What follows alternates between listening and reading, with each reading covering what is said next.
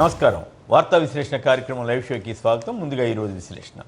సాక్షి సామాజిక పురస్కారం బడుగు బలహీన వర్గాలకే అగ్రాసనం. మేయర్, మున్సిపల్ చైర్మన్ పదవుల్లో సరికొత్త చరిత్ర. 78% పదవులు ఎస్సీ, ఎస్టీ, బీసీ, మైనారిటీలకే. మహిళలకి ఏకంగా 60.48% మేయర్, చైర్పర్సన్ పదవులు దక్కడం విశేషం. 3 ప్రధాన నగరాలతో పాటు 7 చోట్ల మేయర్లుగా మహిళలే ఉన్నారు. రైతుల సేవే లక్ష్యం. అన్నదాత అవసరాలన్నీ తీర్చేలా ఆర్బీకేలు పనిచేయాలని ముఖ్యమంత్రి వైఎస్ జగన్ సూచించారు. మాపై సిఐడి కేసులు కొట్టివేయండి, అరెస్టుతో సహా తదుపరి చర్యలను నిలిపివేయండి. హైకోర్టులో చంద్రబాబు నారాయణలు పిటిషన్ నేడు విచారించనున్న హైకోర్టు. 2.30 లక్షల కోట్లతో తెలంగాణ బడ్జెట్ను మంత్రి హరీష్ రావు ప్రతిపాదించారు. రాష్ట్ర ప్రాజెక్టులు భేష్, అన్ని రకాలుగాను సహకారం అందిస్తామని నాబార్డ్ చైర్మన్ జిఆర్ చింతల చెప్పారు. నవరత్నాల సీఎం వైఎస్ జగన్ అంటూ ఆయన అభినందించారు. పరిషత్ ఎన్నికల ఎంపీటీసీ, జెడ్పీటీసీ ఎన్నికల నిర్వహణకు ఆదేశాలు ఇవ్వాలని చెప్పి హైకోర్టులో పిటిషన్ పడింది. టీడీపీ ప్రయోజనాలను కాపాడేందుకే ఎన్నికలు పెట్టడం లేదని పిటిషనర్లు ఆరోపించారు. సాధికారికతకు నిలువుటద్దం మున్సిపల్ పదవుల్లో సీఎం జగన్ మార్క్ అంటూ ప్రభుత్వ సలహాదారు సజ్జల రామకృష్ణారెడ్డి వ్యాఖ్యానించారు. పిహెచ్సి ఉద్యోగిని ఒకరు మరణించడం, మార్చి 10వ తేదీన ఆమె రెండో డోసును తీసుకున్నారు. అయితే ఇతర అనారోగ్య కారణాలు ఉన్నాయని వైద్యాధికారులు చెబుతున్నారు. దీదీ ఆట సమాప్తం అని ప్రధాని మోడీ అనగా ఇక్కడ గెలిచాక ఢిల్లీలో పరివర్తన అంటూ మమతా బెనర్జీ కౌంటర్ ఇచ్చారు.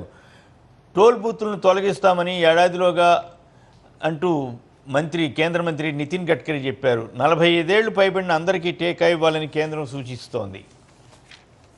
గుండెపోటును ముందుగానే గుర్తించవచ్చంటూ శాస్త్రవేత్తలు టెక్నాలజీని కనిపెట్టారు. విశాఖ ఉక్కును రాష్ట్ర ప్రభుత్వ పరిధిలోకి బదిలీ చేయాలని రాజమండ్రి ఎంపీ భరత్ పార్లమెంటులో కేంద్రాన్ని కోరారు. కబుర్లు చెబితే కుదరదంటూ టీడీపీ నేతలకు చంద్రబాబు హెచ్చరించారు. చంద్రబాబుకు శిక్ష తప్పదని సిఐడి విచారణ ఎదుర్కొనే హాజరయ్యే ధైర్యం లేదా అంటూ తప్పులను కప్పిపుచ్చుకునేందుకే చంద్రబాబు నారాయణ స్టే కోసం ప్రయత్నాలు చేస్తున్నారని మంగళగిరి ఎమ్మెల్యే ఆళ్ల రామకృష్ణారెడ్డి అన్నారు. ఈనాడు కుర్చీలన్నీ కొత్త వారికే అంటూ మేయర్, చైర్పర్సన్ల ఎన్నికపై కథనాన్ని ఇచ్చారు. తుక్కు చేయండి, లబ్ధి పొందండి అంటూ కొత్త వాహన స్క్రాపింగ్ విధానం ప్రకటించిన కేంద్రం. దళిత సాధికారికతకు 1000 కోట్లు, 4000 కోట్లతో పాఠశాలలో మౌలిక వసతులు. తెలంగాణ రాష్ట్ర బడ్జెట్. రాజకీయ ప్రతీకారంతోనే తనపై కేసు పెట్టారని చంద్రబాబు హైకోర్టులో పిటిషన్లో వాదించారు. అయితే అసైన్డ్ భూములపై ఉత్తర్వులు ఇవ్వడానికి పురపాలక శాఖకు సంబంధం ఏమిటని ఈ కేసు వేసిన మంగళగిరి శాసనసభ్యుడు ఆళ్ల రామకృష్ణారెడ్డి ప్రశ్నించారు. తాడిపత్రి తేదేపాదే. ఈ సందర్భంగా జగన్ హ్యాట్స్ ఆఫ్ అన్న విషయాన్ని ఈ పత్రిక రాయకుండా జాగ్రత్త పడింది. విశాఖలో మేయర్ రగడ, వంశీకి పదవి ఇవ్వకపోవడంతో ఆందోళన అంటూ వార్తనిచ్చారు.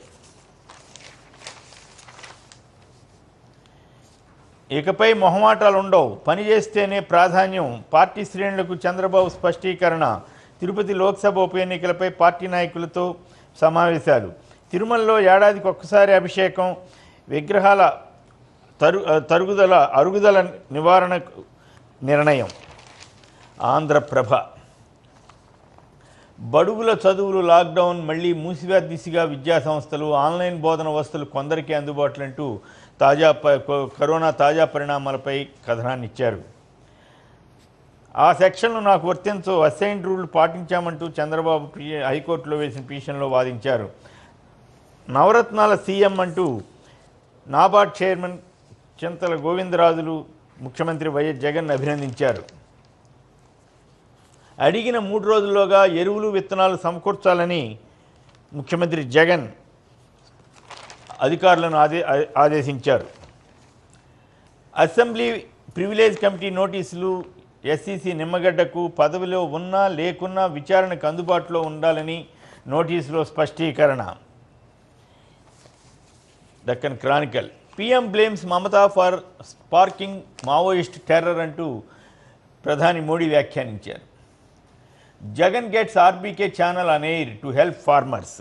Naidu moves high court to seek quashing of land case FIR. After 4 years, AP to get elected urban local bodies. Times of India. India adds 35,871 COVID cases, biggest one-day jump in 1 or 2 days.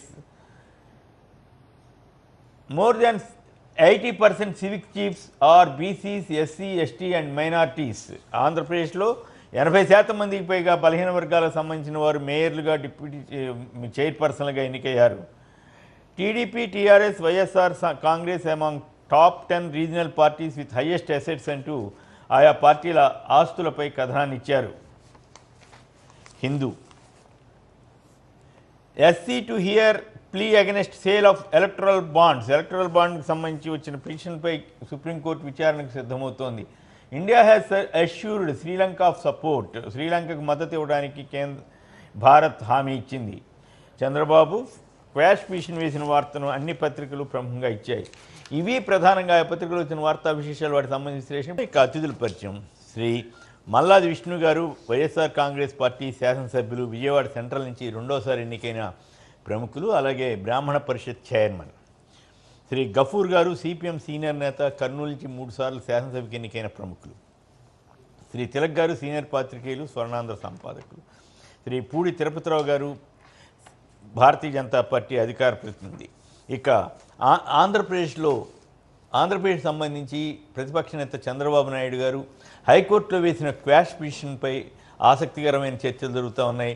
ఆయన అంతకుముందు ఏ case పెట్టుకోవడం చేత కాదా అని ప్రశ్నించిన చంద్రబాబు నాయుడు గారు ఇప్పుడు తనపై పెట్టిన కేసు రాజకీయ కక్షతో పెట్టారని, తనకు అసలు ఆ కేసులోని అంశాలే తనకు వర్తించవంటూ హైకోర్టును ఆశ్రయించారు.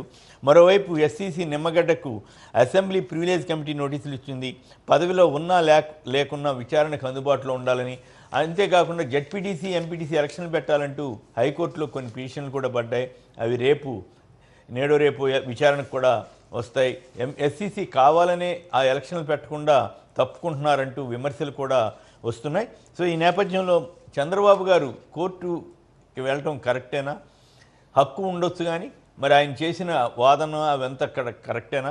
ఆళ్ళ రామకృష్ణారెడ్డి గారు చాలా స్పష్టంగా చెబుతున్నారు, అసలు అసైన్డ్ ల్యాండ్స్కి సంబంధించి మున్సిపల్ శాఖకి ఏమి సంబంధం, రెవెన్యూ శాఖకి కదా ఇవ్వాల్సింది.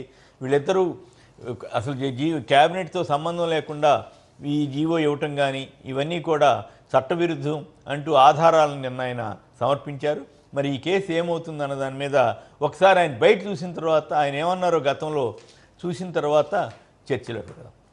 ఇక్కడ మాట్లాడుతున్నారు ఇన్సైడ్ ట్రేడింగ్ జరిగింది. నేను అడుగుతున్నా, చేతనైతే జ్యుడిషియల్ ఎంక్వైరీ చేయండి, యాక్షన్ తీసుకోండి. తెలియదా మీకు చట్టం?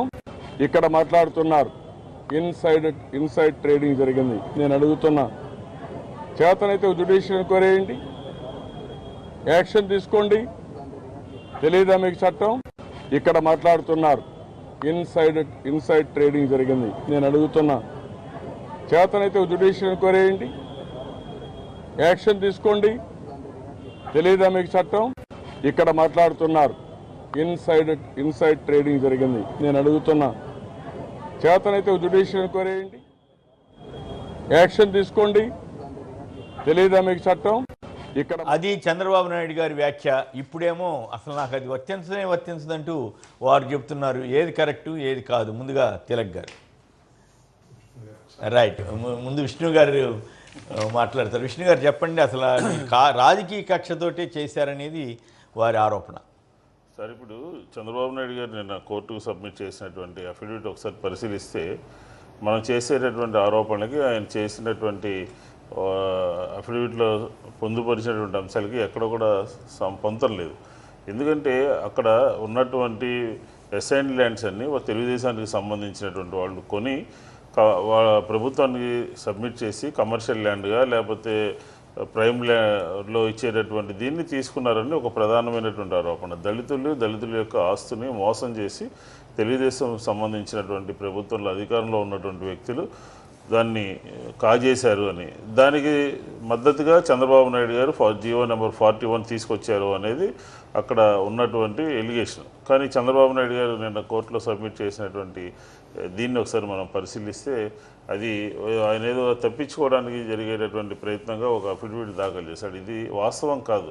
మనం ఏమంటున్నామంటే అక్కడ 2 రకాలుగా అమరావతిలో స్కామ్లు జరిగినాయి. ఒకటి ఇన్సైడర్ ట్రేడింగ్ ప్రతిపక్షంలో ఉన్నప్పుడే జగన్మోహన్ రెడ్డి గారు శాసనసభ వేదికగా క్లియర్గా చెప్పడం జరిగింది. నువ్వు రాజధాని ప్రకటన కన్నా ముందే నీకు సంబంధించినటువంటి దాదాపుగా ఒక 30-40 మంది అందరూ కూడా అక్కడ భూమిని సమీకరించారు, తర్వాత మీరు ప్రకటన చేశారు అని ఆధారాలతో సహా ప్రతిపక్షంలో చెప్పడం జరిగింది. అధికారంలోకి వచ్చిన తర్వాత శాసనసభ వేదికగా కూడా క్లియర్గా ప్రజల ముందు పెట్టాం. నెంబర్ 1.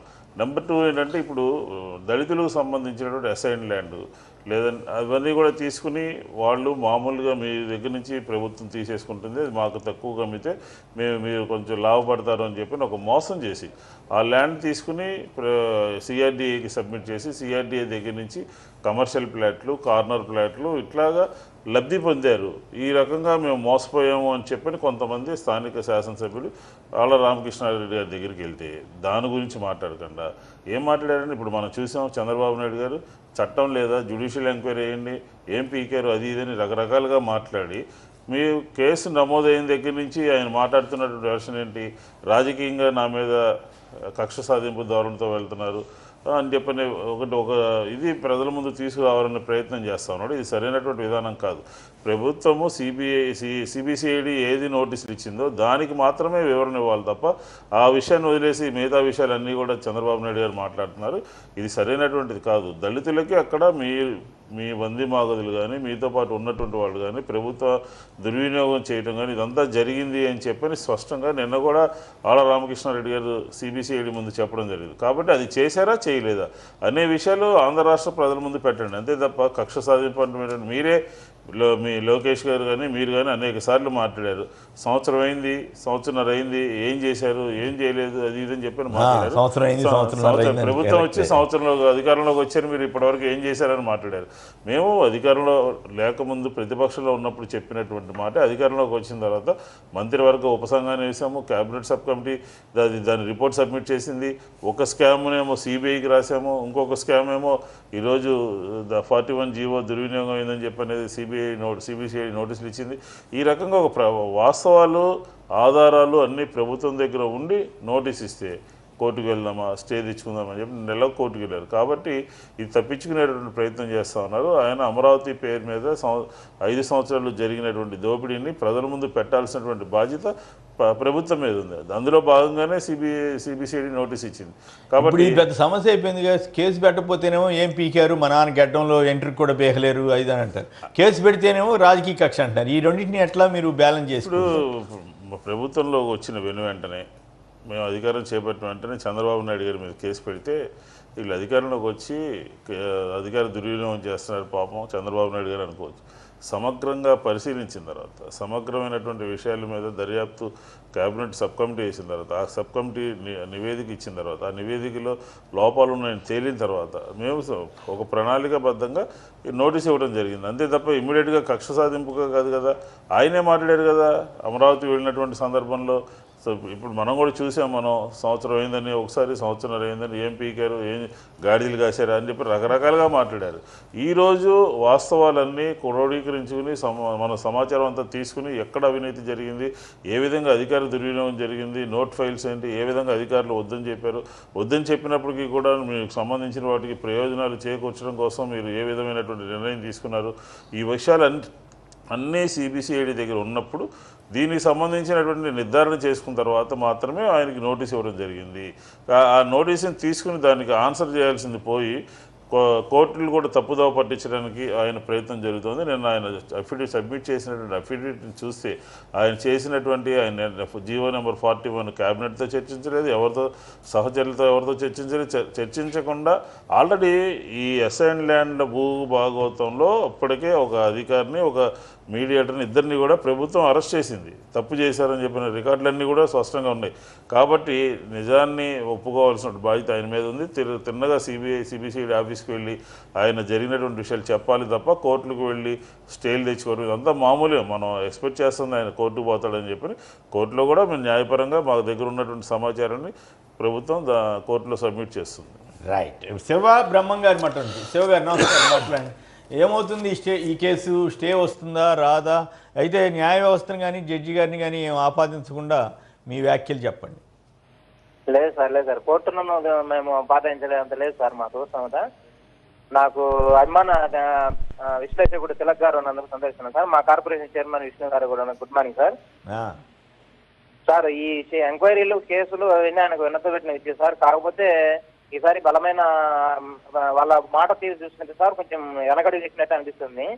నేను ప్రతి ఛానల్లో చర్చ వెతుకు చూస్తున్నాను సార్. టీడీపీ కానీ బీజేపీ కానీ వాళ్ళకి అనుకూల వర్గమైన బీజేపీలో కొందరు కానీ ఒకటే అంటారు సార్, రెడ్డి సామాజిక వర్గానికి చెందిన ఆళ్ళ రామకృష్ణ గారు ఎలా వేస్తారు అలా అదొక్క మాట అంటున్నారు.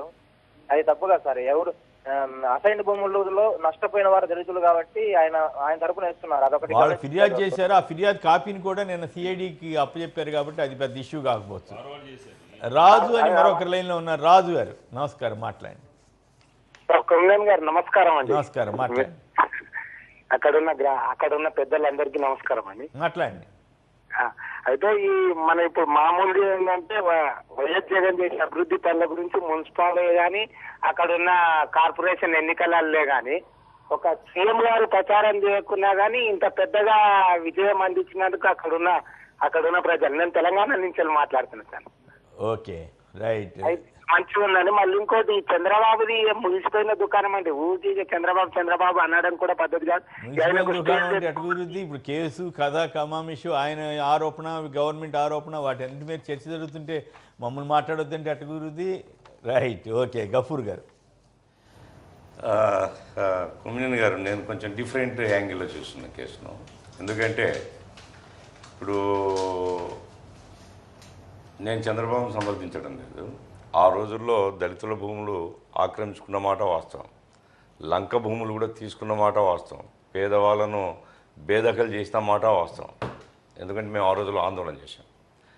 అయితే సమస్య ఏమిటంటే ఇప్పుడు ఆళ్ళ రామకృష్ణారెడ్డి గారు కంప్లైంట్ కాకుండా ఎవరైతే దళితులు మాకు అన్యాయం జరిగిందని వచ్చారో వాళ్ళని నేరుగా పోలీస్ స్టేషన్ తీసుకుపోయి ఎఫ్ఐఆర్ పెట్టించి ఉంటే ఆ రకంగా విక్టిమ్ ఎవరైతే ఉన్నారో విక్టిమ్ కంప్లైంట్ చేయడం అనేది సాధారణంగా జరగదు. చట్టంలో ఈ కంప్లైనెంట్ ఆర్ ఇన్ఫార్మెంట్ అని రెండు పదాలు ఉండొచ్చు. ఎప్పుడైతే ఆళ్ళ రామకృష్ణ గారు చేశారో పొలిటికలే చెప్తుంది. ఇది నెంబర్ 1. కాబట్టి ఎవరైతే విక్టిమ్స్ ఉన్నారో స్టిల్ వాళ్ళు బాధపడుతూ ఉంటే వాళ్ళు కంప్లైంట్ చేయవచ్చు. అది రెండవది ఏమిటి, ఎవరైతే భూములు లాక్కున్నారో లేదా కొన్నారో, ఎందుకంటే దళితుల భూములు ఆ రకంగా అసైన్ భూములు తీసుకోకూడదు. తీసుకుంటే మరో దళితుడే తీసుకోవాలి లేదా గవర్నమెంట్కి చెందాలి అవి. అందుకోసం ఎవరైతే తీసుకున్నారో వాళ్ళ దగ్గర నుంచి ఆ భూములు లాక్కోవచ్చు, మనం తీసుకోవచ్చు. ఆ చట్టంలో ఆ అధికారం ఉంది ప్రభుత్వానికి. అయితే నేరుగా చంద్రబాబు నాయుడిని దీంట్లో అక్యూజ్డ్గా అది, ఎందుకంటే చంద్రబాబు నాయుడు గారు లేదా లోకేష్ లేదా వాళ్ళు కానీ కుటుంబ సభ్యులు కానీ తీసుకుంటే వాళ్ళు తప్పనిసరిగా అక్యూజ్డ్ అవుతారు. అట్లా కానప్పుడు ఇది పొలిటికల్ కేసుగా అట్లాగా మీరు చెప్పండి. డైరెక్ట్గా కొన్నటువంటి వారికి ఆయన సమర్థిస్తూ జీవో ఇష్యూ చేశారు. 41 జీవో అనేది ఇక్కడ సారాంశం. అంతేగా చంద్రబాబు నాయుడు గారే కొన్నారు, చంద్రబాబు నాయుడు గారే దళితుల దగ్గర నుంచి తీసుకున్నారు అనేది కాదు. అక్కడ వాళ్ళకు సంబంధించినటువంటి భూమి. రెండోది ఆళ్ళ రామకృష్ణారెడ్డి గారు తీసుకోవడం మూలంగా రాజకీయ రంగు పులుముకుంది అని అంటారు. డైరెక్ట్గా వెళ్తే వాళ్ళందరినీ కూడా తెలుగుదేశానికి సంబంధించినటువంటి వాళ్ళు, సిపిఎంకు సంబంధించిన వాళ్ళు కూడా ఆ రోజు లంక భూముల్లో కానీ అసైన్ ల్యాండ్లో కానీ అన్యాయం జరిగిందని రోడ్డు ఎక్కారు అక్కడ ఆ రోజుల్లో. రోజుల్లో మిగతా ఆ రోజు పత్రికలన్నీ కూడా ఘోషించినాయి. అయినా కానీ దాని మీద వాళ్ళ అధికారులు ఉన్నప్పుడు యాక్షన్ తీసుకోలేదు. ఇక్కడ 2 పాయింట్లు ఏంటంటే చంద్రబాబు నాయుడు గారు కొన్నారని ఉండలేదు, కొన్నటువంటి వారిని సమర్థిస్తూ వాళ్ళకి సంబంధించినటువంటి జీవో ఇష్యూ చేయడం ద్వారా అధికారాలు బదలాయించి వాళ్ళకి లబ్ధి చేకూర్చారు అనేది ఇక్కడ ప్రధానమైనటువంటిది. రెండోది, సామాన్యులు వెళ్ళి పోలీస్ స్టేషన్కి వెళ్ళి వాళ్ళ టైంలో వెళితే పట్టించుకోకుండా కేసు బెదిరింపు ధోరణితో వ్యవహరించినటువంటి సంగతి కూడా పోలీస్ స్టేషన్ దగ్గర కూడా సిపిఎం వారు ఆందోళన చేశారుగా, మరి మీరెందుకు కేసు పెట్టలేదు? నేను చెప్పి మీరు కూడా పెట్టుండొచ్చు కదా, పెట్టిండొచ్చు. మరి మీకు బాధ్యత లేదా? మరి అప్పుడు ఆందోళన చేశారు కానీ ఇప్పుడు కేసులు పెట్టొద్దని చెబుతున్నారా? కాదు. మరి నా పాయింట్ ఏమంటే కొమ్మినేని గారు, నేను చంద్రబాబును సమర్థించినది ముందే అన్నాను. పాయింట్ ఏమిటంటే ఇప్పుడు రామకృష్ణారెడ్డి గారు ఆ దళిత, ఇప్పుడు గవర్నమెంట్ మారింది కదా, ఆ రోజుల్లో పోలీసులు పట్టించుకోలేదు. ఆ రోజుల్లో మేము ఆందోళన చేస్తే మమ్మల్ని కాలు చేతులు బట్టి లాగేసినారు. ఓకే, ఇప్పుడు మరి గఫూర్ గారు ఇప్పుడు ఏం చేస్తున్నట్లు? అదే గవర్నమెంట్ మారింది, మధు గారు ఏం చేస్తున్నారు? కేసు పెట్టవచ్చు, మీరు కేసు పెట్టండి అని చెప్తున్నాను గవర్నమెంట్. కానీ అది కేవలం చంద్రబాబు మీద పెట్టడం వల్ల సబ్జుడీస్ ఉందనుకోండి. ఇప్పుడు అది కేసులో సబ్జుడీస్, ఎందుకంటే న్యాయస్థానం నుండి ఈరోజు విచారణకు వస్తుంది. నా పాయింట్ ఏంటంటే దళితుడు విక్టిమ్ అయినప్పుడు అతనే పక్కన మనం ఉండొచ్చు, వాళ్ళను లేదా అది నేను ఒప్పుకోకపోవడం కాదు, నేను ఒప్పుకుంటానో ఒప్పుకోనా అన్నది పెద్ద పాయింట్ కాదు. అది అసలు వామపక్షాలు బాధ్యత సార్ మేము చాలా చేసినాము. మరి మీరు ఆందోళన చేసిన వాళ్ళు నిజంగా దాంట్లో అవకతవకలు జరిగి ఉంటే మీరెందుకు అవకతవకలు జరిగాయనేది ఫ్యాక్ట్. మరి కేసు ఎందుకు పెట్టలేదు మీరు? ఆ రోజు గవర్నమెంట్ పెడితేనో వాళ్ళు కాదు వీళ్ళు పెట్టాలి. ఆ రోజుల్లో కేసులు పెట్టడానికి తగిన వాతావరణం లేదు, వీళ్ళు కూడా భయపడి రాలేదు. ఇప్పుడు గవర్నమెంట్ మారిన తర్వాత అయ్యే పలానా తప్పులు జరిగినాయి, దళితులకి ఇంత అన్యాయం జరిగింది, మేము ఆ రోజు ఆందోళన చేసాం, మీరు కేసు పెట్టండి అని మీరు గవర్నమెంట్ అన్నా కోరారు. మీరు ఇప్పుడు వైఎస్ఆర్ కాంగ్రెస్ గవర్నమెంట్ ఇవన్నీ చూస్తుంది అనుకున్నాం మేము. అయితే వైఎస్ఆర్ కాంగ్రెస్ గవర్నమెంట్ పొలిటిసైజ్ చేస్తుంది తప్ప దళితుల తరఫున నిలబడి ఉంటే మాకేం అభ్యంతరం లేదు. ఇప్పుడు పాయింట్ ఏంటంటే ఎవరైతే భూములు ముందు లాక్కోవాలా, ఇప్పుడు ఎవరి మీద కేసు పెట్టినారు. ఓకే, చంద్రబాబు వస్తుందా రాదా నాకైతే అనుమానం ఉంది. ఎందుకంటే ఇది మళ్ళా అధికార పక్షం ప్రతిపక్షం ఈ గొడవలో పడిపోయి అసలు సమస్య మరుగున పోయేటువంటి ప్రమాదం ఉంది. దళితులకు న్యాయం జరగాల, లంక భూముల్లో కూడా ఇట్లాంటి అక్రమాలు జరిగినాయి, దాన్ని వెలికి తీయాలని ఇప్పటికీ మా పార్టీగా మేము అనుకుంటున్నాం. రైట్. ఇక జ్యోతి గారు ఒకరు విజయవాడ నుంచి లైన్లో ఉన్నారు. జ్యోతి గారు నమస్కారం, చెప్పండి, మీరేమంటారు? నమస్తే సార్. సార్ ఈరోజు అంటే ఈ రోజు కక్ష సాధింపు అంటున్నారు సార్ మా ప్రతిపక్ష నాయకులు మిగతా వాళ్ళు. ఈ రోజు కదా సార్ ఫస్ట్ ప్రతిపక్షంలో వైఎస్ఆర్సీపీ ఉన్నప్పుడు కూడా ఆ భూముల గురించి గొడవ చేసేది సార్. అంటే దాన్ని న్యాయం చేయాలి అనేసి అప్పట్లో ఒకప్పుడు సుధారాణి గారు నాకు గుర్తండి, ఆవిడ బయటకు వచ్చి మా భూములు బలవంతంగా లాక్కున్నారని కూడా చాలా బాధపడ్డారు అప్పుడు. కానీ అప్పట్లో సార్ అంటే వైఎస్ఆర్సీపీ ప్రతిపక్షంలో ఉన్నప్పుడు అప్పుడు చాలా మంది బాధపడినప్పుడు ఏం చేశారు, వాళ్ళ భూముల్ని అరటి చోట్ల నరికేయడము ఇలాంటివి చాలా చాలా నీచమైన పనులు చేసేస్తారు అప్పుడు అధికార పార్టీ వాళ్ళు. కానీ ఈ రోజు వచ్చేసి అధికార పార్టీలో వైసీపీ వచ్చినప్పుడు న్యాయం చేద్దాము దళితులకి అంటే ఈ రోజు కక్ష సాధింపు అంటున్నారు. ఇంకొక విషయం సార్, మొన్నటిదాకా తెలుగుదేశం నాయకులు మేము తప్పు చేయలేదు, మీరు ఏమన్నా చేసుకోండి, మేము ఛాలెంజ్ చేస్తాం, మేము ఎక్కడి దాకా వెళ్తాము అంటారు. ఈ రోజు నోటీసులు ఇచ్చే లోపు ఎందుకు ఇంత భయపడుతున్నారు, లేనిపోని గొడవలు చేస్తున్నారు? ఇది కక్ష సాధింపు కాదు సార్, ప్రజలకు న్యాయం చేయాలని పోరాడు. తప్పు చేయనప్పుడు మనం ఎక్కడికైనా వెళ్ళొచ్చు అనేది జగన్మోహన్ రెడ్డి గారు నిరూపించారండి. ఆర్ఎస్సీ సార్ మీద కేసులు వచ్చినా కూడా ఆయన నేను తప్పు చేయలేదనేసి ఆయన జైలుకి వెళ్ళొచ్చారు, తను తప్పు చేయలేదని ఈరోజు ప్రజల మధ్యలో ప్రజలు ఆయన బ్రహ్మరథం పట్టారు సార్. దీని గురించి ఆలోచించుకోకుండా మనం తప్పు చేయలేదని ఇప్పుడు చంద్రబాబు నాయుడుకి 18 స్టేలు తెచ్చుకున్నారు సార్ ఒకప్పుడు. ఇది కూడా ఇంకొక స్టే వస్తుందేమో. ఈ స్టే ముందుగా మనం ఊహించడం కరెక్ట్ కాదు, ఏం జరుగుతుంది అనేది వేరే విషయం. రైట్. ఇక తిరుపతిరావు గారు మీ వాదన చెప్పండి. అందరికీ నమస్కారం. కొమరేని గారు, ముఖ్యంగా ఏదైతే చంద్రబాబు నాయుడు గారి మీద బహుశా ఇది 20 కేసులు ఇప్పటి వరకు ఆయన స్టేలు తెచ్చుకున్నట్టుగా నాకు గుర్తుంది. ఇవాళ 21వ అని చెప్పేసి 21 కానీ 23 కానీ కరెక్ట్ గా నాకు కరెక్ట్ అవట్లే. మొత్తం మీద 20 పైబడి కేసుల్లో ఆయన స్టేలు తెచ్చుకోవడం జరిగింది. ఇవాళ 21 కానీ 23వది కానీ ఇది కూడా ఇవాళ స్టే వస్తుంది అని చెప్పినట్టుగా కనిపిస్తుంది. 23 సంఖ్యకి అయితే విషయం ఏంటంటే చంద్రబాబు నాయుడు గారికి నోటీసులు సర్వ్ చేసింది సిఐడి ఒక 3 రోజుల క్రిందట. అప్పటి నుండి ఒక గమ్మత్తైనటువంటి సాధారణంగా ఒక ఇష్యూ మీద మీడియా స్పందన ఏమని కోరుతుందంటే ఇది జరిగింది ఇష్యూ, దీని మీద మీ స్పందన ఏంటి అని కోరుతుంది. బట్ ఇప్పుడు అలా కోరట్లా. చంద్రబాబు నాయుడు గారి మీద అన్యాయంగా కేసులు పెట్టారు, మీరేం స్పందిస్తారు? లేదా చంద్రబాబు నాయుడు గారి కేసులు సరైనవే కదా, మీరేం స్పందిస్తారు? అంటే ప్రశ్న వేస్తే సమాధానం చెప్పడానికి అవకాశం లేని విధంగా ఉంది ఇక్కడ పరిస్థితి 3 రోజులుగా జరుగుతున్నటువంటి. ఎందుకు నేను దీన్ని ప్రస్తావించాను అనేసి అంటే, ఒకటి ఇప్పుడు కొన్ని పెద్దలు కొన్ని విషయాలు ప్రస్తావించారు. ఇక్కడ ఈ కేసు పెట్టేటప్పుడు తెలుగుదేశం ఏమని వాదిస్తుంది? తెలుగుదేశం, నేను అనేది తెలుగుదేశం, చంద్రబాబు నాయుడు, గత ప్రభుత్వం, ఇవన్నీ ఏదైనప్పటికీ ఏదైనా అక్రమాలు జరిగాయని సరే పెట్టమని, ప్రత్యేకించి అమరావతి విషయంలో ఏ అక్రమాలు జరిగినా సరే, ఇన్సైడర్ ట్రేడింగ్ దగ్గర నుండి ఏది జరిగినా సరే చేయమని కోరుకుంటాం. ఇక్కడ జరుగుతున్న విషయం ఏంటనేసి అంటే, కేసు పెట్టేటప్పుడే సరైన పద్ధతిలో కేసులు ఫైల్ అవ్వట్లేదు. అంటే న్యాయస్థానాలు కొట్టివేయడానికో లేకపోతే స్టే ఇవ్వడానికి అనుకూలంగానే కేసులు ఉంటున్నాయి అన్నటువంటి ఒక వాదన ఒకటి వినిపిస్తుంది. ఇప్పుడు గఫూర్ గారు ప్రస్తావించారు, అది పర్ఫెక్ట్ గా ఇంతమంది ప్రభుత్వ యంత్రాంగం ఇంతమంది ఉండి, ఇంతమంది న్యాయ నిపుణులు ప్రభుత్వం చేతిలో ఉండి, ఇవాళ కూడా నేను చెప్తున్నాను కొమరేని గారు, ఈ కేసులో స్టే వచ్చేస్తుందని చెప్పేసి బలంగా న్యాయ నిపుణులు ఆలోచిస్తున్నట్టు. నేను స్టే వచ్చేస్తే ఇంకేమీ లేదు, విచారణే లేదు, మళ్ళీ మొదటికే వస్తుందా. కాబట్టి చేసేది ఏదైనా పర్ఫెక్ట్ గా చేయగలిగినటువంటి పరిస్థితి. ఉదాహరణకి ఇవాళ తెలుగుదేశం ఏమని ఆరోపిస్తుంది?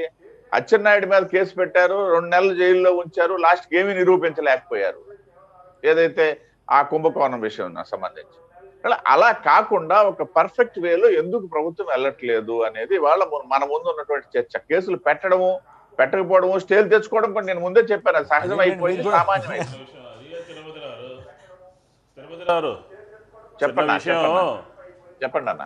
చిన్న విషయం అండి, మేము సిబిఐకి రాసి అమరావతిలో కుంభకోణం జరిగింది అని చెప్పి సిబిఐకి రాసి సంవత్సర కాలం దాటితే మీరు పర్ఫెక్ట్గా కేసు పెట్టాలి అంటున్నటువంటి మీరు కానీ, మీ పార్టీ కానీ, మీ పైన ఉన్నటువంటి కేంద్ర ప్రభుత్వం కానీ ఎందుకని ఇంతవరకు దాని మీద సిబిఐ ఎంక్వైరీ వేయలేదనేది కూడా మీరు ఒకసారి చెప్పాలి ప్రజలకి. మేము అవినీతి జరిగిందని చెప్పి పర్ఫెక్ట్గా క్యాబినెట్ సబ్ కమిటీ తీసుకుని ఎక్కడెక్కడ ఎంతెంత ఏం జరిగిందని చెప్పి సిబిఐకి రాశాం. సిబిఐ ఎందుకని మీ రాష్ట్ర భారతీయ జనతా పార్టీ ఎందుకని స్పందించారు? ప్రధాని గారు కూడా ఒక సందర్భంలో అన్నారు, ప్రధాని గారు కూడా వచ్చి మాట్లాడారు. ఆంధ్రప్రదేశ్కి వచ్చినప్పుడు పోలవరంలో అవినీతి జరిగిందన్నారు, అమరావతిలో అవినీతి జరిగిందన్నారు. మన లోక్సభలో జరిగినప్పుడు ఆయన ప్రసంగంలో ప్రస్తావించారు. కాబట్టి ఏంటంటే పర్ఫెక్ట్గానే జరుగుతుంది. అచ్చెన్నాయుడు గారిది ఏం లోపం ఉంది? అచ్చెన్నాయుడు గారికి బెయిల్ రావడానికి 2 నెలల కాలం పట్టింది, అంతే. జీవితకాలం లోపల ఉంటారు కదా నేరారోపణ చేసినప్పుడు. ఖచ్చితంగా దాని మీద న్యాయస్థానాలు ఒక జడ్జిమెంట్ చెప్తాయి. దానికి ముందే మీరు స్టే వచ్చేస్తుందేమో మా ప్రభుత్వంలో లోపాలు ఉన్నట్టుగా చెప్తున్నారు తప్ప, చంద్రబాబు నాయుడు గారు అవినీతి జరిగింది, అక్కడ ఆయన చేశాడు, మేము కూడా ఆరోపించాము, మళ్ళీ మేము సైలెంట్ అయ్యాము, మళ్ళీ ఇంకో స్టాండ్ తీసుకున్నాము అని ఈ రకంగా చెప్పాలి మీరు. పర్ఫెక్ట్గా అవినీతి జరిగిందని చెప్పి మీరు కూడా చెప్పారు మొన్నటిదాకా. ఇప్పుడు మేము కేసు పెడితేనేమో పర్ఫెక్ట్గా పెట్టలేదు, స్టే వచ్చేస్తుందేమో అచ్చెన్నాయుడు గారి కేసు అని చెప్పి ప్రస్తావించినారు. ఇది సరైనటువంటిది కాదు. ప్రభుత్వము అంత సమాచారం అంతా క్రోడీకరించుకుని సమగ్రంగా తీసుకున్న తర్వాత మాత్రమే ముందడుగు వేయడం జరిగింది అని చెప్పండి. ఎందుకంటే చంద్రబాబు నాయుడు గారు కూడా ఆయన అఫిడవిట్లో కూడా చెప్పండి, మేము ఇది ఈ రకంగా చేయడం నన్ను ఎలా క్వశ్చన్ చేస్తారని అన్నారు తప్ప అక్కడ ఏమీ జరగలేదు, ఎవరికి అన్యాయం జరగలేదు అని చెప్పారు. రేపు ఆయన వస్తే ఆయన ముందు పెట్టేటటువంటి క్వశ్చన్ చూసిన తర్వాత మీరు కూడా అంటారు ఇది కరెక్ట్గానే పర్ఫెక్ట్గా వెళ్ళిందండి, పర్ఫెక్ట్గానే చేశారని చెప్పి మీరు కూడా ఒప్పుకోవాల్సినటువంటి పరిస్థితి ఉంటుంది. చెప్పండి సార్. విష్ణు గారు, మీకు మేము ఏదన్నా చెప్పినట్లయితే మీకు వ్యతిరేకంగా మేము చెప్తున్నాం అన్నటువంటి భావనలోనే మీరు వెళ్తున్నారు తప్పిస్తే, మేము చెప్పేది ఆ సంబంధిత పార్టీ తాలూకా వాదన ఇలా ఉందని ఒకసారి వినండి అన్న, వినండి. రెండోది, ప్రజల నుండి వస్తున్నటువంటి ఆ ఆలోచనని నేను బయట పెట్టాను. నేనేమి చంద్రబాబు నాయుడు గారికి శిక్ష పడడంలో నేను కానీ నా పార్టీ కానీ ఏమీ సానుభూతి చూపించదు, మీకు పూర్తి స్వేచ్ఛ. ఇంకోటి చెప్తున్నా, మీరు అనేది ప్రధానంగా నేను ప్రస్తావించిన 2 విషయాలు మీరు ప్రస్తావించారు, చెప్తాను. సిబిఐకి సంబంధించి భారతీయ జనతా పార్టీ రాష్ట్ర శాఖ వెళ్ళి ఏమన్నా చేయగలడానికి అవకాశం ఉందా? ఏదన్నా చేస్తే రాష్ట్ర ప్రభుత్వం, కేంద్ర ప్రభుత్వం ద్వారా జరగాల్సిందే గాని మేము వెళ్ళి అక్కడ ఒత్తిడి చేయడానికి లేకపోతే ఏమన్నా సిబిఐ ధర్నా చేయడానికి ఏమైనా చేయాలా చెప్పండి. అది కూడా మీరు మీ ప్రభుత్వం చేయాల్సినటువంటి పని మా మీద నడ్డానికి ఎందుకు రాలేదు? మీరు మాట్లాడండి, ప్రభుత్వం మాట్లాడాలి, అంతేగాని మేము మాట్లాడడానికి కాదు కదా. మేమేమైనా అడ్డుకుంటున్నామా? లేకపోతే సిబిఐ రావద్దని చెప్పేసి మేమేమన్నా కోర్టుకు వెళ్ళామా? మేము వెళ్ళలేదు కదా. కాబట్టి అది కూడా సరైన విధానం కాదు. సిబిఐ కాదు, ఒకటోది, మీరు సిబిఐ భారతీయ జనతా పార్టీ ప్రతినిధులు ఆంధ్ర రాష్ట్రంలో ఉంది, కేంద్రమే అంతా చేస్తుంది అంటున్నారు. రకరకాల లా అండ్ ఆర్డర్ ప్రాబ్లం అయితే మేము ఇంటర్ఫీర్ అవుతాం అంటున్నారు, అది జరుగుతూ ఉంటున్నారు, ఇది అవుతా అంటున్నారు. మళ్ళీ మేము మాట్లాడాలంటారు ఏంటండి? మీరు భారతీయ జనతా పార్టీ ప్రభుత్వం మాట్లాడాలా? ప్రభుత్వం కదా సిబిఐ రమ్మని చెప్పింది, వద్దని చెప్పింది ప్రభుత్వం చెప్పాలి. మేము ఎట్లా చెప్తామన్నా? నాకు తెలియక లా అండ్ ఆర్డర్ ప్రాబ్లం ఉన్నట్టయితే అది కూడా రాజ్యాంగేతర శక్తికి ఏమన్నా మేము ఎక్కడ ఏమన్నా పొరపాట్లు చేస్తున్నామా? మేము కూడా హోమ్ మినిస్టర్ గారు మన ఈ మధ్య ఫోన్ చేసి ఆంధ్ర రాష్ట్రంలో ఏం జరుగుతుందని ఎందుకు అడిగాడు ఆయన? ఎవరండి అన్న? ఎవరు అడిగారు? ఓకే, విష్ణు గారు ఎవరు అడిగారు? సెంట్రల్ హోమ్ మినిస్టర్ గారు ఈ మధ్య ఆంధ్రప్రదేశ్లో డీజీపీ గారికి వాళ్ళకి ఫోన్ చేసి ఏం జరుగుతుంది అక్కడ అది ఇదని చెప్పని అడిగారు. మేము ఇంటర్ఫీర్ అవుతాం అని అన్నారు. కొన్నిటికేమో ఇంటర్ఫీర్ అవుతారు పొలిటికల్గా అడ్వాంటేజ్ కోసం, కొన్నిటికేమో ఇంటర్ఫీర్ అయినట్టు ఉంటారు, కొన్నిటికేమో సైలెంట్గా ఉండిపోతారు. అది ఎట్లా సాధ్యం? అది ఇప్పుడు స్కామ్ జరిగిందని చెప్పని ప్రభుత్వమే రిపోర్ట్ పంపింది సెంట్రల్ గవర్నమెంట్కి. మీరు చంద్రబాబు విధానాలతో ఒక్క నిమిషం సార్, చంద్రబాబు కరెక్ట్గా చేశాడు, అవినీతి జరిగిందని చెప్పి మీరు కూడా ఒప్పుకుంటున్నారు. అలాంటప్పుడు మీరందరూ కూడా ఒక బృందం పోయి సెంట్రల్ హోమ్ మినిస్టర్ దగ్గరికి అనేక సందర్భాల్లో పొలిటికల్గా మీరు వెళ్ళినటువంటి వాళ్ళు దీని మీద మీరు ఎందుకు మాట్లాడలేకపోతున్నారు అనేది కూడా ప్రజలు కొంత ఆలోచన చేసుకుంటున్నారు. మంచి విషయం ప్రస్తావించారు. ఎందుకంటే ఈ రాష్ట్రంలో ఉన్నటువంటి చాలా మంది మా అభిమానులు కూడా ఈ రాష్ట్ర ప్రభుత్వం చేస్తున్నటువంటి ఏదైతే కొన్ని రాజ్యాంగేతర కార్యక్రమాలు, లేకపోతే శాంతి భద్రత విషయంలోనో, లేకపోతే దేవాలయాల విషయంలోనో కేంద్ర ప్రభుత్వం స్పందించట్లేదు అన్నటువంటి విషయాన్ని మీరు మీ ద్వారానే ప్రస్తావించారు.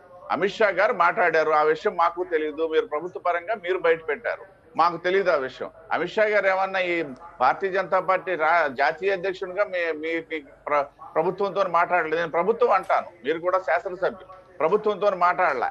నడ్డా గారు మాట్లాడితే మీరు మాకు ఆక్షేపించాలా? ఒక కేంద్ర హోంమంత్రిగా ముఖ్యమంత్రి గారితోనో లేకపోతే ప్రభుత్వంలో ఉన్నటువంటి అధికారులతోనో మాట్లాడడం జరిగింది. అది మీరే ప్రస్తావించారు, మాకు కూడా తెలియదు. నిజంగా మంచి ప్రస్తావన తెచ్చారు. ఎందుకంటే ఈ ప్రజల్లో ఉన్నటువంటి అపోహ పోవడానికి కూడా ఉపయోగపడుతుంది. రెండవది విషయం, మీకు అచ్చెన్నాయుడు గారి కేసులో అన్నారు, అచ్చెన్నాయుడు గారి కేసులో అచ్చెన్నాయుడు గారి కేసులో కోర్టు ఏమని వ్యాఖ్యానించింది? నేను చెప్పింది కాదు, అది కోర్టు ఏమని వ్యాఖ్యానించింది? 2 నెలలు జైల్లో ఉంచారు, ఓకే, మేము కూడా ఏమీ అవేళ అరెస్ట్ తప్పు పట్టలేదు. ఏదన్నా అరెస్ట్ చేసే విధానాన్ని అనేక సందర్భాలు అనేక రాజకీయ విమర్శలు కూడా చేసింది. అన్నటి చోటికి మన అనవసరం. అప్పుడు అన్ని అనవసరం అనుకుంటే ఎలాగన్నా? ఇవాళ కూడా అదే జరుగుతుంది కదా. ఇవాళ మీరు చేసినటువంటిది మేము చంద్రబాబు సపోర్ట్ చేస్తున్నాం అన్నట్టు మీరు మాట్లాడుతున్నారు. మీ ప్రభుత్వమే ఆయనకు అవకాశం లేకుండా ఎందుకు చేయలేకపోతుంది? అది కదా, మేమెందుకు సపోర్ట్ చేస్తాము? మాకేం పట్టింది? చంద్రబాబు నాయుడు సపోర్ట్ చేసే పని లేదు. ఆయన అదే అమిత్ షా మీద వేసినటువంటి చెప్పులు, చూపించినటువంటి నల్ల జెండాలు మేము మర్చిపోమన్నా.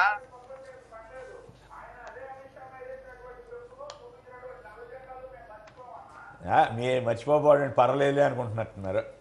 మేము పర్వాలేదులే అనుకునే రక్తం కాదు పర్వాలేదులే అనుకునే రక్తం కాదు మాది. ఆ పార్టీలోంచి మీ పార్టీలోకి వస్తే చాలనుకుంటున్నారు తప్ప వేరే. రాజశేఖర్ గారు మచిలీపట్నం నుంచి. రాజశేఖర్ గారు నమస్కారం, మాట్లాడండి సార్. కేసీఆర్ గారు మాట్లాడండి. సార్ కేసీఆర్ గారు నమస్తే అండి. అక్కడ ఉన్న పెద్దలందరికీ నమస్కారం అండి. ముందర కొత్త చైర్మన్లుగా ఎంపికైన చైర్మన్ అందరికీ శుభాకాంక్షలు అండి. ఓకే.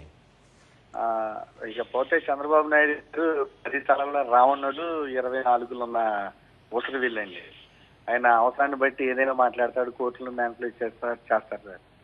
ఈ రాజధాని భూముల విచారణలతో పాటు కాల్మనీ, సెక్స్ రాకెట్లు, ఇసుక మాఫియా విషయాలపై కూడా ఆయన్ని విచారించాలండి. లంక భూముల మీద కూడా విచారణ జరిపించాలి.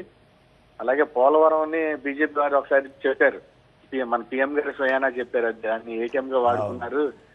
అవును, ఇది ఇంట్రెస్టింగ్ గానే ఉంది మిత్రమా. మీ అభిప్రాయం చెప్పండి. ఇప్పుడు తెలుగుదేశం గవర్నమెంట్లో ఉన్నప్పుడు సిపిఐ వారు కానీ, సిపిఎం వారు కానీ, కాంగ్రెస్ వారు కానీ, బీజేపీ వారు కానీ రకరకాల ఆరోపణలు చేశారు. బీజేపీ వాళ్ళు 4 ఏళ్ళు అధికారంలో, తర్వాత ఇంకా వీళ్ళందరినీ మించి ఆరోపణ చేశారు. వాళ్ళెవ్వరూ కేసులు పెట్టరు, మీరు గవర్నమెంటే చూసుకోండి, గవర్నమెంటే పర్ఫెక్ట్ పెట్టండి. వీళ్ళు కూడా ఎందుకు పెట్టట్లేదు? వీళ్ళకి బాధ్యత లేదా? వీళ్ళకి బాధ్యత ఉంటుందండి. కానీ వీళ్ళందరూ కూడా అదే తానులో మొక్కలు అదే గూట్లో పక్షులు సార్. అట్లా అందరినీ కలపకూడదు, మీరు అందరినీ కలపకూడదు అట్లా. లేదు సార్, బీజేపీ వాళ్ళు ఇక్కడ స్టేట్ లో 2 స్టాండ్లు ఉన్నాయి సార్ వాళ్ళకి. 2 శాఖలు ఉన్నాయి. బీజేపీ వాళ్ళు 2 స్టాండ్లు ఉన్నాయి. ఒకటేమో చంద్రబాబు గారి స్టాండ్, ఒకటేమో మోడీ గారి స్టాండ్. చంద్రబాబు గారి స్టాండ్ ఎప్పుడు వాళ్ళకి స్పీడ్ బ్రేక్ వేస్తా ఉంటారు అనమాట. రైట్, ఓకే, ధన్యవాదాలు. తిలక్ గారు మీరు మాట్లాడండి. పెద్దలందరికీ ఈ అందరి వాదన మీద మీ కామెంట్ కూడా చెప్పండి. ఈ కేసు విషయంలో పూర్తిగా భిన్నంగా ఆలోచించాల్సిన అవసరం ఉంది. కారణం ఏంటంటే ఇది ఇన్సైడ్ ట్రేడింగ్ అనే ప్రచారం వాస్తవం కాదు. ఆ కేసు పెట్టాల, ఆ కేసు కాదు ఇది ఆ కేసు కాదు. దళితుల అసైన్ ల్యాండ్ తీసుకుని పూలింగ్కి ఇవ్వచ్చా లేదా, ఆ పూలింగ్కి ఇవ్వచ్చు అనే ఆర్డర్ ఇచ్చింది చంద్రబాబు నాయుడు గారు. అధికారులు వ్యతిరేకించినప్పుడు కూడా నోట్ ఫైల్స్ మీద రాసి అది ఆర్డర్ ఇచ్చారు. అది అధికార దుర్వినియోగం కాదా ముఖ్యమంత్రి హోదాలో ఉండి? ఇది ప్రధానమైన విషయం. అందువల్ల దళితుల అసైన్డ్ ల్యాండ్స్ తీసుకోవచ్చా లేదా, తీసుకుని పూలింగ్కి ఇవ్వచ్చా లేదా, పూలింగ్కి ఇవ్వచ్చు అనే ఆర్డర్ ఇచ్చింది నేరమా కాదా, అధికార దుర్వినియోగం కాదా, ఇది సమస్య. దాన్ని పక్కదారి పట్టించడానికి రాజకీయ దురుద్దేశం అని చెప్పి తెలుగుదేశం పార్టీ వారు ఆరోపణ చేస్తున్నారు. రాజకీయ దురుద్దేశం అనేది ఎలా ప్రూవ్ చేస్తారు? దానికి ఆధారాలు చట్టంలో రాజకీయ దురుద్దేశం గురించి ఎక్కడ ఆధారాలు పాయింట్లు ఉన్నాయని నేను అనుకోను, క్లాజులు ఉన్నాయని. అది ఓవరాల్గా జనరల్గా మాట్లాడవచ్చు. కానీ అందువల్ల అట్లా రాజకీయ దురుద్దేశం అయితే ఇక్కడ సందర్భం కాకపోయినా ఒక మాట చెబుతాను. మరి రాజకీయ దురుద్దేశం అయితే కంప్లైంట్ చేశారా ఎస్సీలు, దళితులు అసైన్ ల్యాండ్స్ తీసుకున్న వాళ్ళు అనే మాట ఒకటి వస్తుంది. మరి జగన్మోహన్ రెడ్డి మీద ఉన్న కేసుల్లో చూస్తే ముఖ్యమంత్రిగా వైఎస్ రాజశేఖర రెడ్డి గారు మంత్రివర్గం తీసుకున్న నిర్ణయాల మీద మరి ఎవరైనా బాధితులు కంప్లైంట్ చేశారా? చేయకుండా జగన్మోహన్ రెడ్డి మీద కేసు పెట్టి 16 నెలలు జైలు ఎందుకు పెట్టి? ఎవరు శంకర్రావు గారు వీళ్ళు ఎర్రనాయుడు, అశోక్ వీళ్ళు రాసిన లెటర్ల మీద. అందువల్ల వాదన ఆ రోజునేమో కరెక్ట్ అంటారు, ఈ రోజునేమో కరెక్ట్ కాదంటారు. అది తర్వాత నోటీస్ ఇచ్చారు, అరెస్ట్ చేయలేదు, ఇవాళ ఛార్జ్షీట్ ఫైల్ చేయలేదు. నోటీస్ ఇస్తేనే ప్రజాస్వామ్యానికి ప్రమాదం అని రోజుకు 10 స్టేట్మెంట్లు తెలుగుదేశం పార్టీ నుంచి వస్తున్నాయి. ఎప్పుడు వినని పేర్లు, ప్రధాన కార్యదర్శి, జాయింట్ కార్యదర్శి, ఉప కార్యదర్శి, ఈ పేర్లతో రకరకాలుగా ట్విట్టర్లోను బయట 10 స్టేట్మెంట్లు వస్తున్నాయి ప్రతిరోజు పొద్దున సాయం దాకా. ఆయన ప్రజాస్వామ్యానికి ప్రమాదం వచ్చేసింది, నోటీస్ ఇస్తే ప్రమాదం వచ్చేస్తా, ఆయన ఏమైనా చట్టానికి అతీతుడా? అందువల్ల నోటీస్ ఇచ్చారు, సమాధానం చెప్పొచ్చు. ఆయన అసైన్డ్ ల్యాండ్స్ తీసుకున్నప్పుడు ఇది తప్పు కాదని ప్రూవ్ చేయండి. అధికారుల దుర్వినియోగానికి పాల్పడ్డారు, దీని మీద విచారణ జరపండి అని ఒక ఎమ్మెల్యేగా ఆయన కంప్లైంట్ ఇచ్చారు. దానికి ఆధారం ఏంటి? ఎస్సీస్ నాకు వచ్చి కంప్లైంట్ చేశారని. గఫూర్ గారు కూడా ఒప్పుకోవట్లేదు, రామకృష్ణారెడ్డి గారు చేసి ఉండాల్సింది. గఫూర్ గారు చెప్పే వాదన, ఆయన చెప్పే వాదన నేను సమర్థిస్తున్నాను. కారణం ఏంటంటే కేసు పటిష్టంగా పెట్టండి, ప్రూవ్ అయ్యే విధంగా పెట్టండి అనేది వారి వాదన. అది తప్పేం లేదు. బీజేపీ వాళ్ళు చెప్పేదానికి 2 కోణాలు ఉన్నాయి. వాళ్ళు జాతీయ నాయకత్వం ఆలోచన, నాకు అవగాహన ఉన్నంత వరకు, నాకు అర్థమైనంత వరకు ఇప్పుడు విచారణ జరపట్లేదు అంతర్వేది కానీ ఈ అమరావతి కానీ సిబిఐ జరపమన్నా కానీ. ఎందుకు జరపడం లేదంటే వాళ్ళిద్దరూ కొట్టుకోవాలి, తెలుగుదేశం బలహీనం అవ్వాలి, ఆ తర్వాత వైసీపీ మీద పడాలి. ఇది పొలిటికల్ స్టాండ్. నేను పొలిటికల్ స్టాండ్ని తప్పట్ను, పొలిటికల్ స్టాండ్ ఏ రకంగా తీసుకోవచ్చు. అయితే నేనేమంటానంటే ఇప్పుడు ఒక మాట రాష్ట్ర ప్రభుత్వం తేల్చుకోవాలని తిరుపతిరావు గారు అన్నారు, కరెక్టే. కానీ మరి ఢిల్లీ సీఎం ఇంట్లో సోదాలు చేసినప్పుడు రాష్ట్ర ప్రభుత్వం కంప్లైంట్ చేసిందా? మరి ఎన్నికలు జరగబోతున్న తరుణంలో, ఎన్నికలు ఇంకా కొద్ది రోజులు ఉన్న తరుణంలో కేరళ ముఖ్యమంత్రి బంగారం కుంభకోణంలో ఉన్నాడని రాష్ట్ర ప్రభుత్వం చెప్పిందా? ఎన్ఐఏ బహిరంగంగా ఎందుకు చెప్పింది? విచారణ సమయంలో, విచారణ జరుగుతూ ఉండగా పూర్తవల. మరి వెస్ట్ బెంగాల్ సీఎం దీదీ మీద మరి నిన్న ఆరోపణ ఎందుకు చేశారు? అందువల్ల రాజకీయ కోణంలో అవసరం వచ్చినప్పుడు రాజకీయంగా మాట్లాడుతున్నారు, వేరే రకంగా ఉన్నప్పుడు ఇక్కడికి వచ్చేటప్పుడు ఏంటంటే చంద్రబాబు నాయుడు రక్షించాలని కాదు, వాళ్ళిద్దరు కొట్టుకోవాలి, ఆ కొట్లాటలో రాజకీయ పార్టీ తెలుగుదేశం పార్టీ నాశనం అవ్వాలి, వైసీపీ మీద దాడి అప్పుడు చేయాలి. ఇది ఈ తప్పులు చేశారని ఇది రాజకీయ కోణం, వాళ్ళ స్టాండ్ అది. అందువల్ల ఈ రకంగా ఉంది. తర్వాత నోటీస్ ఇస్తేనే ప్రజాస్వామ్యానికి ప్రమాదం అని చెప్పడం అనేది చాలా దుర్మార్గం. అది రాజకీయ దురుద్దేశం అనేది ఏ రకంగా ప్రూవ్ చేస్తారు అనేది ఒకటి. ఇవన్నీ చూసినప్పుడు చంద్రబాబు నాయుడు గారు విచారణకు సిద్ధంగా లేరు అనేది చాలా స్పష్టంగా అర్థం. అంతకుముందు సవాల్ చేశారు కదా, విచారణ తీసుకోండి లేకపోతే యాక్షన్ తీసుకోండి. అప్పుడెప్పుడు చంద్రబాబు నాయుడు గారు సవాల్ చేయడం కదండి. ఈ నోటీస్ ఇచ్చాక లోకేష్ గారు ఏమన్నారు అనేది ఒక పాయింట్. గడ్డంలో ఎంట్రీ తెల్ల వెంట్రుకు కూడా పీకలేరు. అదేం భాష? మరి ఎందుకు నీ తండ్రికి తెల్ల వెంట్రుకలు ఉన్నాయని దేశమంతా తెలుసు, అది పీకలేరని ఎందుకు మాట? ఆ మాట ఎందుకు అనాలి? మరి పరిభాషలో నోటీస్ ఇచ్చారు, ఇది సక్రమా కాదా?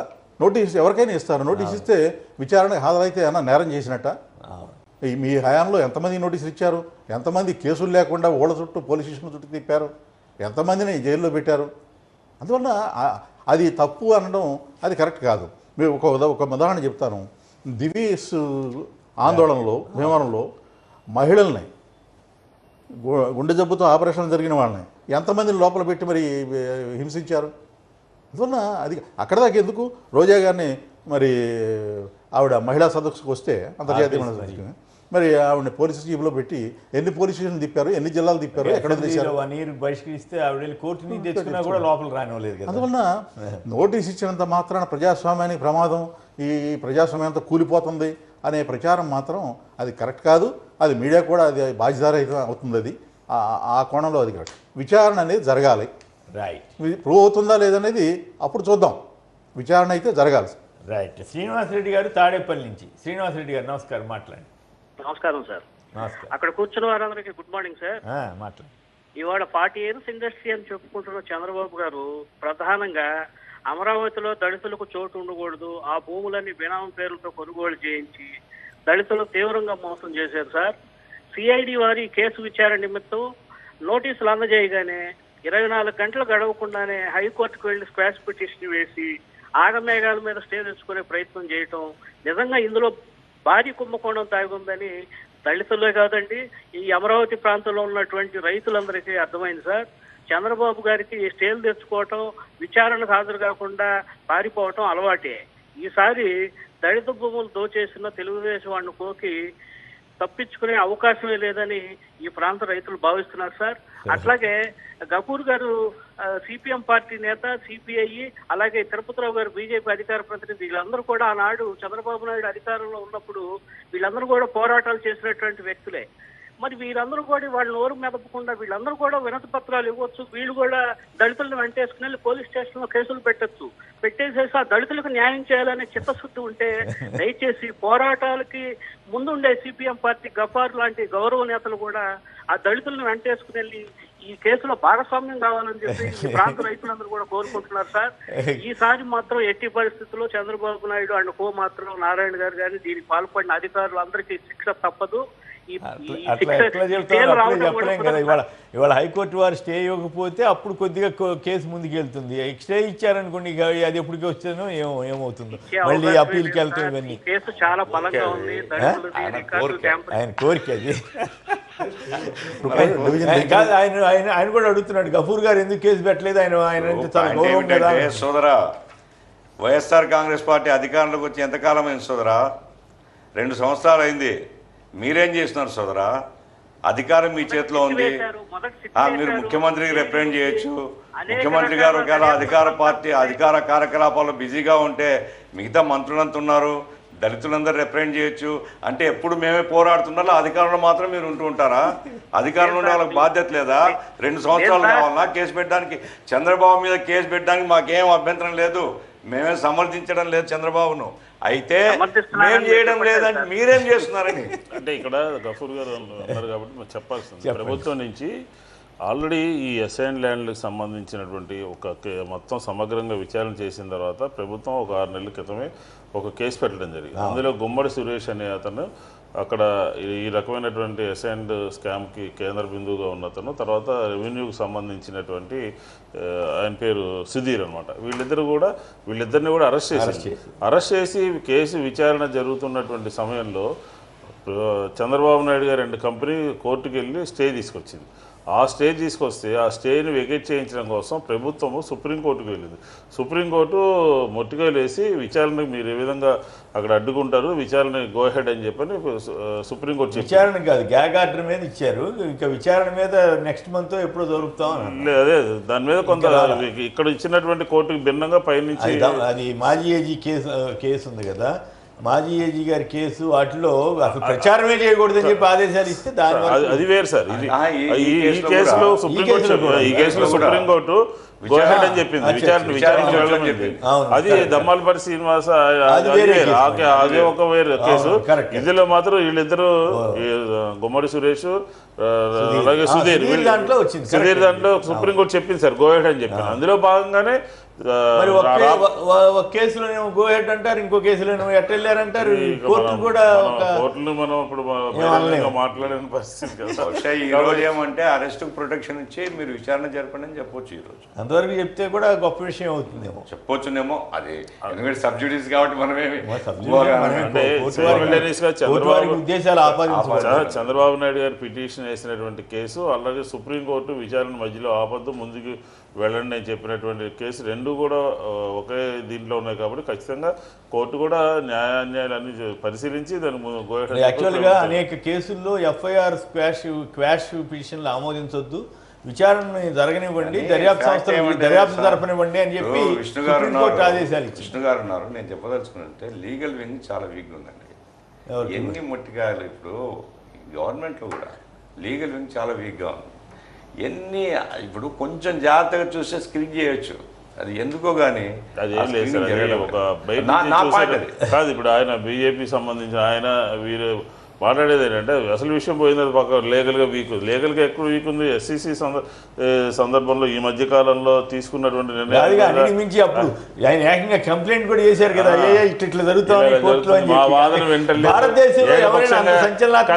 లెటర్ రాశారా, ఏకపక్షంగా జడ్జిమెంట్లు వస్తున్నాయి.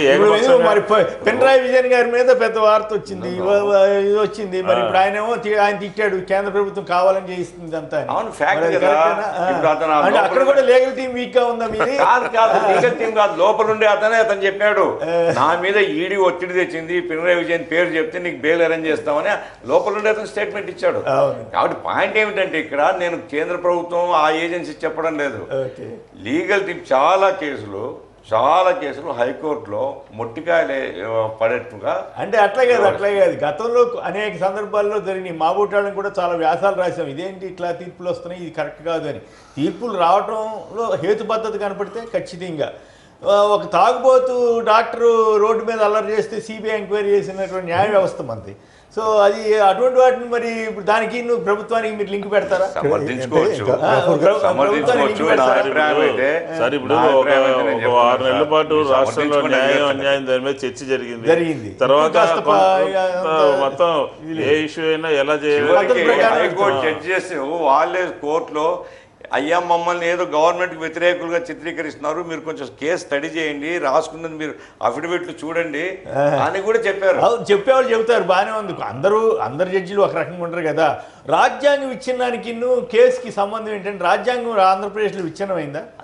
అసలు మున్సిపల్ ఎన్నికలు ఎంత ప్రశాంతంగా జరిగినాయి కదా. పాయింట్ ఏంటంటే చూసుకుంటారో లేదా వాళ్ళ ఇష్టం, గవర్నమెంట్ వాళ్ళది. అంటే ఇది జనరల్ ఒపీనియన్. నేను చెప్పిన దాంట్లో ఒక వాస్తవం ఉంది. జనరల్ ఒపీనియన్ ఏమైనా వచ్చిందంటే లీగల్ టీం ఏమైనా వీక్గా ఉందా అని మాత్రం వాస్తవం.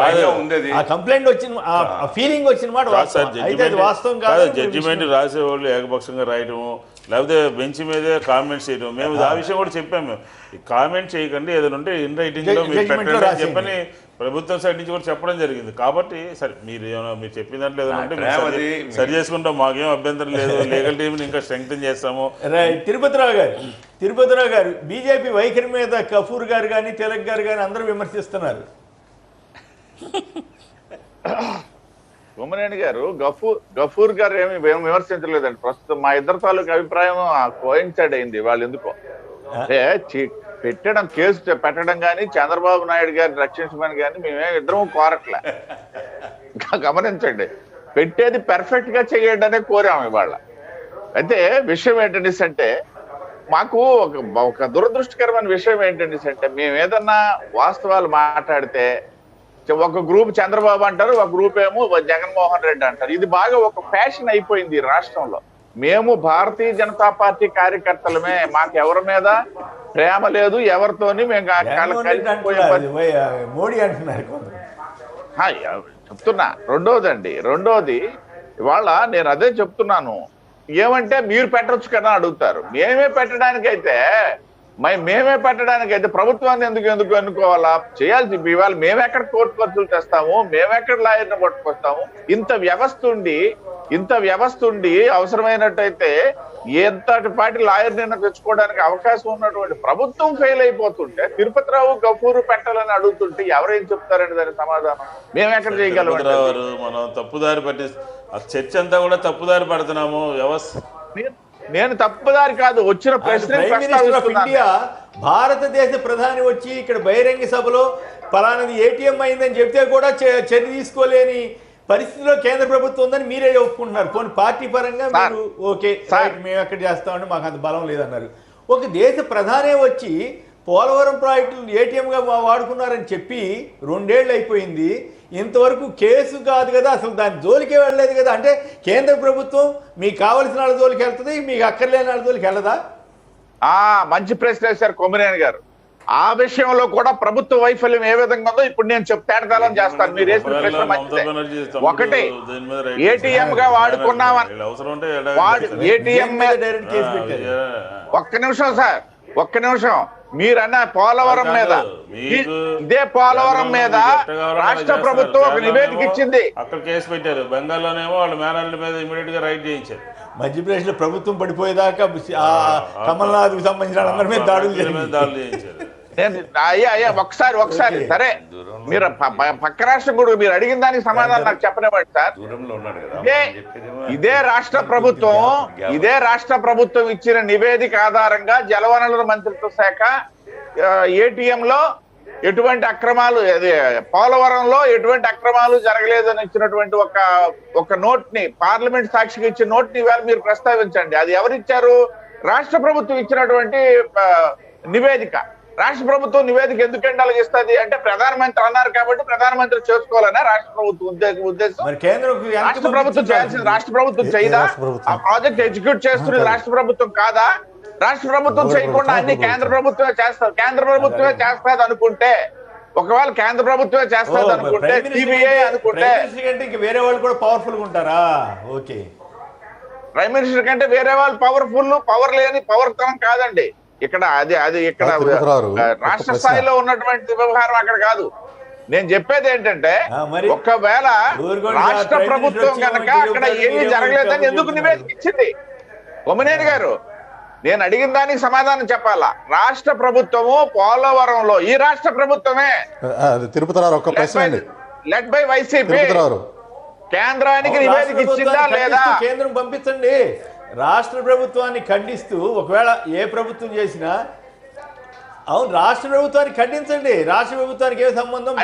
అలాంటి సందర్భాల్లోనే పెట్టారు మోడీ గారు, అక్కడ అవతవకలు జరిగినాయి, మీరు ఇట్లాంటి సమాచారం ఎట్లా పంపుతారు?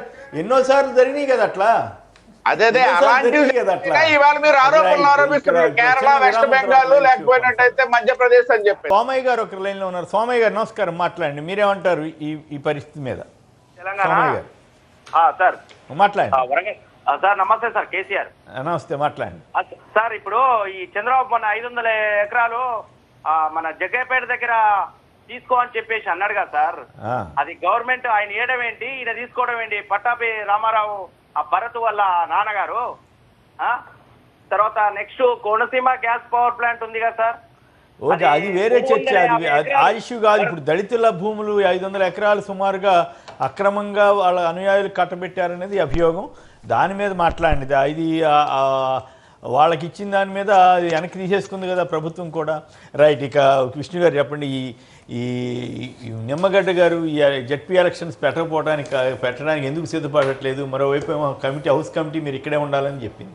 ఏం జరుగుతుంది అంటే సార్, ఇప్పుడు ఈ స్థానిక సంస్థల ఎన్నికల ప్రక్రియ ప్రారంభమైన తర్వాత నిమ్మగడ్డ గారు కొన్ని నిర్ణయాలు తీసుకున్నారు. ఆ నిర్ణయాల్లో ఒకటి బొత్స సత్యనారాయణ గారు పట్ల, తర్వాత పెద్దిరెడ్డి రామచంద్రారెడ్డి గారు, ఆ ఇద్దరు పట్ల కూడా శాసనసభ సభ్యుల పట్ల వాళ్ళ హక్కుల్ని భంగం కలిగించే విధంగా వాళ్ళ ప్రతిష్ట దెబ్బతినే విధంగా ఎస్సీసీ వ్యవహరించింది అని చెప్పని వాళ్ళిద్దరు కూడా స్పీకర్ గారికి కంప్లైంట్ ఇచ్చారు. స్పీకర్ గారికి కంప్లైంట్ ఇచ్చిన తర్వాత ఆ స్పీకర్ గారు వీళ్ళిద్దరు సంబంధించి సీనియర్ శాసనసభ్యులు వీళ్ళిద్దరి యొక్క కంప్లైంట్ని మీరు పరిశీలించండి అని చెప్పని ప్రివిలేజ్ కమిటీకి పంపారు.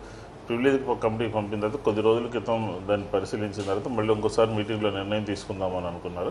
మొన్న సాయంత్రం మీటింగ్ జరిగింది. వాళ్ళు మూడో కంప్లైంట్ కూడా వచ్చింది. పెద్దిరెడ్డి గారు 2 సార్లు కంప్లైంట్ చేశారు. ఆ 3 కంప్లైంట్స్ కూడా విచారించిన తర్వాత దాని మీద సమాధానం చెప్పడం కోసం ఏ క్షణమైనా మీకు నోటీస్ వస్తుంది, మీరు అందుబాటులో ఉండాలి అని చెప్పని ముందుగా ఎస్సీసీ గారు వాళ్ళ ఊరు వెళ్ళాలి కదా లెక్క ప్రకారం. అంటే ఆయన బాధ్యతలకు సెలవు ఉంటుంది కానీ ఆయన దీనికి హాజరవడానికి మాత్రం ఖచ్చితంగా ఎప్పుడైతే నోటీస్ వస్తుందో అప్పుడు వచ్చి రావాల్సిందే ఉంటుంది. ఎందుకంటే ఆయన విధుల నుంచి పక్కకి కొద్ది రోజులు తప్పుకోవడం కోసం సెలవు పెట్టి ఉండొచ్చు. కానీ దీనికి సంబంధించి జెడ్పీటీసీ ఎంపీటీసీ ఎలక్షన్స్ ఆయన కావాలని నడపట్లేదు. ఆయన ఏంటంటే చూశారు ముందు ప్రభుత్వంకి వ్యతిరేకంగా ప్రజలు ఏమన్నా వస్తారేమో అని చెప్పి జిల్లాల పర్యటన, అధికారుల మీద ఇష్టానుసారంగా వ్యవహరించడమో, బదిలీలు చేయడమో, కలెక్టర్లు ఎస్పీలని ఆయన చాలా చూశారు. కానీ ఎక్కడా కూడా ప్రజల నుంచి ఆయన అనుకున్న విధంగా రాలేదు. కాబట్టి ఇది ఇక అనవసరం అని చెప్పని ఆయన ఒక నిర్ణయం తీసుకుని పక్కకు పోతున్నట్టుగా మనకు అర్థమవుతుంది.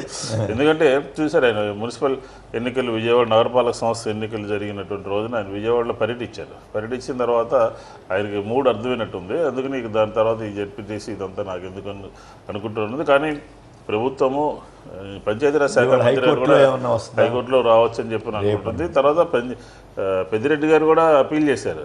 అవి కూడా పెట్టేసేయండి అని చెప్పి ఎస్సీసీకి అప్పీల్ చేయడం జరిగింది. 2 రోజుల క్రితం పత్రికా విలేకరుల సమావేశం పెట్టి ప్రభుత్వ అధికారులు కూడా చీఫ్ సెక్రటరీ గారు డిఈ గారు కూడా ఒకప్పుడేమో వద్దులే అన్నారు, ఇప్పుడు వాళ్ళు పెట్టమంటున్నారు, ఆయన మానుకుంటున్నాడు. తమాషా పరిస్థితులు అనుకూలంగా అప్పుడేమో ఎన్నికలు జరపాలి అని చెప్పని అనుకున్నారు. ఇప్పుడు పరిస్థితులన్నీ కొంచెం చక్కబడి ఎన్నికలన్నీ సజావుగా జరిగి శాంతి భద్రత సమస్య లేకుండా ప్రశాంతమైనటువంటి వాతావరణంలో జరుగుతున్నప్పుడు మొత్తం అన్నీ కంప్లీట్ చేయాలని చెప్పని అనుకున్నటువంటి తరుణంలో అది పెట్టకూడదని చెప్పినారు. అంటే ఒక విలక్షణమైనటువంటి ఆయన ఇష్టానుసారంగా ఆయనకు తోచిన విధంగా పనిచేయాలని చెప్పి ఆయన భావిస్తున్నట్టుగా ఇప్పుడు మనకి ఆయన యొక్క వ్యవహార శైలి అర్థమవుతుంది. రైట్. గఫూర్ గారు ఇప్పుడు ఆయన డేట్ ఆఫ్ రిటైర్మెంట్ ఎప్పుడు సార్? 31 మార్చ్. 31 మార్చ్ కదా. ఇప్పుడు ఎట్లా ఎలక్షన్ పెట్టారు సార్? 9 రోజులు చాలంట కదా. కాదు కదా, ఇప్పుడు ఎప్పుడో నోటిఫికేషన్ ఇచ్చి ఉండొచ్చు కదా. పాయింట్ ఏమిటంటే ఇప్పుడు వైఎస్ఆర్ కాంగ్రెస్ ప్రభుత్వము ఆయన్ను ఒక ప్రత్యేక దృష్టితో చూస్తుంది. ఇతను ఉన్నంత వరకు ఎలక్షన్లు జరగకూడదు అనేటువంటి యాటిట్యూడ్. ఈ ఎలక్షన్లు హైకోర్టు, సుప్రీంకోర్టు ఈ రకంగా ముందుకు వచ్చి ఎలక్షన్ జరిగినాయి. ఆయన న్యాయంగా అయితే ఆయన ఇంకో పద్ధతిలో ఎలక్షన్ జరిపినారు, లేకపోతే ఆయన నాకు వద్ద నోటిఫికేషన్ రద్దు చేసి కామ్గా ఉండింటే బాగుండేది. అయితే 2 ఎలక్షన్లు అయిపోయినాయి, టైం లేదు. ఇప్పుడు ఏం చేయాలా? వైఎస్ఆర్ కాంగ్రెస్ గవర్నమెంట్ ఆయనకు ఒక 2 నెలల్లో 3 నెలల్లో టైం పెంచి ఎందుకు పెంచడం? అట్లా మరి ఎలక్షన్ జరగాలి కదా సార్. ఇప్పుడు లాస్ట్ కొత్త వాళ్ళతో నడుపుకోకూడదు. అది చెప్పుకోవచ్చు. ఎవరొద్దన్నారు?